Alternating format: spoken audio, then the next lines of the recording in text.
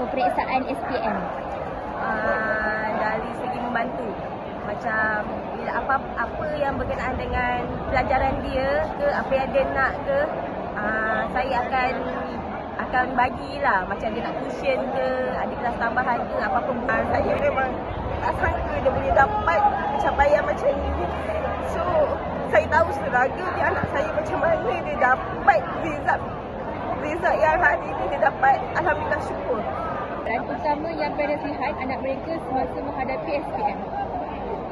Untuk cabaran anak Acik masa nak untuk prepare exam, memang struggle sebabnya Acik pun sibuk bekerja dan dia pun sibuk dengan urusan sekolah dia. Kalau sebelum tu pun sibuk dia masuk cadet apa semua kan.